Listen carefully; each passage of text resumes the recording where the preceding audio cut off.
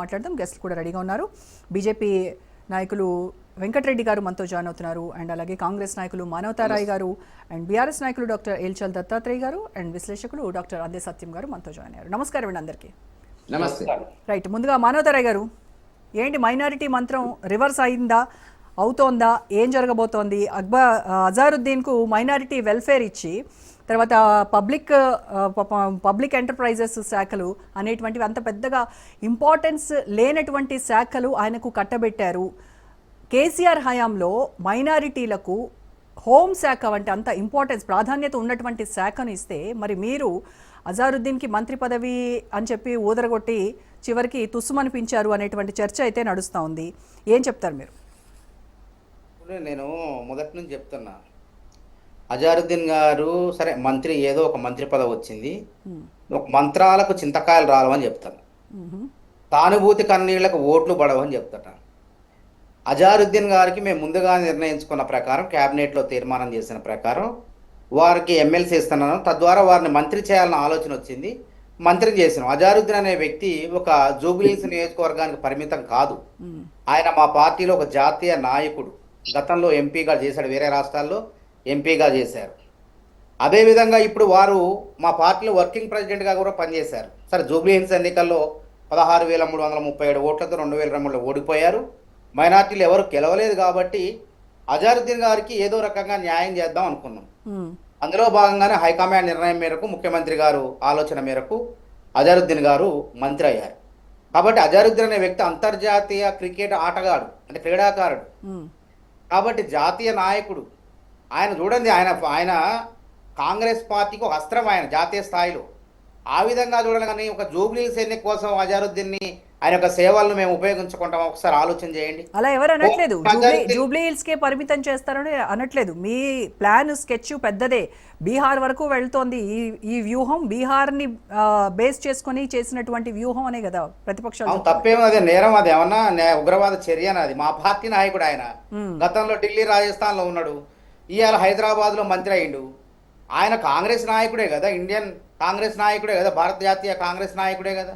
ఆయన సేవలు ఎక్కడైనా ఉపయోగించుకోవచ్చు. ఒక జాతీయ పార్టీలో ఒక వ్యక్తి సేవలను దేశం మొత్తం ఉపయోగించుకోవచ్చు, నష్టం ఏంటి? కొన్ని పక్క పార్టీ ఆయన ఏమన్నా.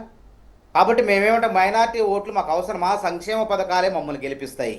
ఈ కుల రాజకీయాలు, ఈ మత రాజకీయాలు మాకు అవసరం లేదు. మాది లౌకిక పార్టీ. మరి అందరూ కావాలన్నప్పుడు మైనారిటీ ఓట్లు, మైనారిటీ వాళ్ళు మీ వైపే ఉన్నారన్నప్పుడు మరి ఈ all of A sudden love ఎందుకు మైనారిటీ వైపు? మైనారిటీని ఎప్పుడు మైనారిటీని కించపరచలేదు. మేమే హిందువులు, మేమే అన్ని, మేమే సర్వం, మేమే కాంగ్రెస్ పార్టీనే.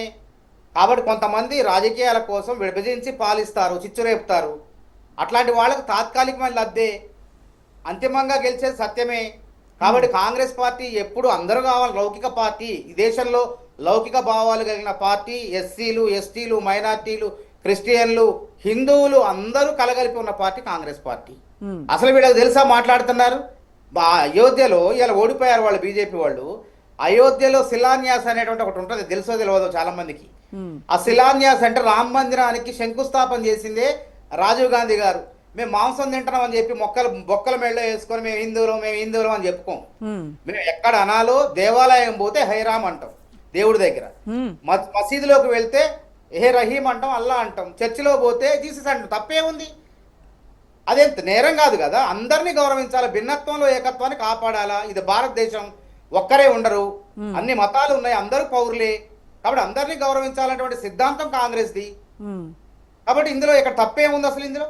కాబట్టి మేము ఓట్లేదు ఎట్లా అడుగుతాం అంటే, మా సంక్షేమ పథకాలు మేము గెలుస్తున్నాం, గెలిపించబోతున్నాం. మేము మొదటి నుంచి చెప్తున్నా, మేము ఓటమి గురించి ఆలోచించట్లేదు. ఈ జూబ్లీహిల్స్ నియోజకవర్గంలో గెలుపు సునాయాసంగా కాంగ్రెస్ గెలవబోతుంది. 50,000, 60,000 మెజారిటీ కోసం చూస్తున్నాం.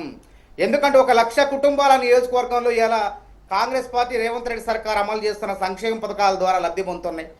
19,197 రేషన్ కార్డులు ఇచ్చిన మేము. ఆ కుటుంబాలు 23,311 క్వింటాలు సన్నబియ్యాన్ని ఈరోజు ఇలా తీసుకొని పంపిణీ చేయడం జరుగుతుంది. వాళ్ళంతా ఆనందంగా ఉన్నారు. అదేవిధంగా 8,123 మంది కొత్త వాళ్ళని రేషన్ కార్డులో చేర్చినాం. గత 10 ఏళ్ళు బీఆర్ఎస్ చేయింది మేము చేసినాం. ఇక బీజేపీ అంటే 11 ఏళ్ల పాలు కిషన్ రెడ్డి గారు అదే పార్లమెంట్ నుంచి జూబ్లీహిల్స్ నియోజకవర్గం అంటే సికింద్రాబాద్ పార్లమెంట్లో పరిధి. కానీ ఆయన ఏం చేసిండు? ఏది చేయలే, తెలంగాణకు చేయలే, యూరియా ఇయ్యరు, బీసీలు నోటికాడ ముద్ద 42% రిజర్వేషన్లు గుంజుకుంటారు, మెట్రో విస్తరణకు నిధులు ఇయ్యరు, ఆంధ్రాలో విశాఖపట్నానికి నిధులు ఇస్తారు, విజయవాడలో మెట్రోకి నిధులు ఇస్తారు, అదేవిధంగా విశాఖ స్టీల్కి 3,000 కోట్లు ఇస్తారు, బయ్యారం ఉక్కు ఫ్యాక్టరీ గురించి ఆలోచించరు, పోలవరం రంగారెడ్డికి నిధులు ఇయ్యరు, ఆడ పోలవరానికి 5,000 కోట్లు ఇస్తారు, పాలమూరు రంగారెడ్డికి నిధులు ఇవ్వరు. ఇది వాళ్ళ యొక్క వివక్ష. వాళ్ళకి ఎవరు ఓట్లేస్తారు చెప్పండి?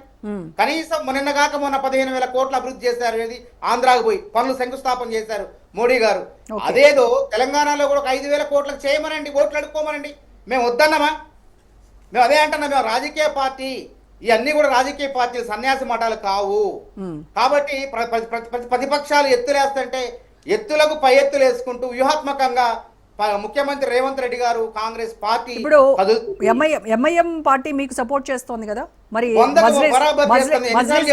మజ్లిస్ బ్రదర్స్ క్యాంపెయినింగ్ ఎందుకు రావట్లేదు? ఎందుకు రావాలి? అవసరమైన వాళ్ళు బాహాటంగా మా మద్దతు కాంగ్రెస్ పార్టీకి అని చెప్పాను. అదే అన్న కదా, మాంసం తింటున్నాం కదా అని చెప్పి పొద్దాక బొక్కలు మెళ్ళి వేసుకొని ఊరేగుతామని చెప్పండి. ఒక్కసారి మజ్లిస్ వాళ్ళు ఇచ్చారంటే వాళ్ళ పోల్ మేనేజ్మెంట్ వేరే ఉంటది, గుర్తుపెట్టుకోండి. రేవంత్ రెడ్డి పోల్ మేనేజ్మెంట్ ఇది, గుర్తుపెట్టుకోండి. ఆ పోల్ మేనేజ్మెంట్ ద్వారానే కాంగ్రెస్ గెలిచింది, కేసీఆర్ ఎదుర్కొన్నది. కాబట్టి మజ్లిస్ కూడా ఒక ప్రత్యేక క్యాంపెయిన్ కి రమ్మని చెప్పేసి సీఎం రేవంత్ రెడ్డి వాళ్ళ ఇంటికి వెళ్ళి అడిగారట. ఎవరన్నారు ఇవన్నీ?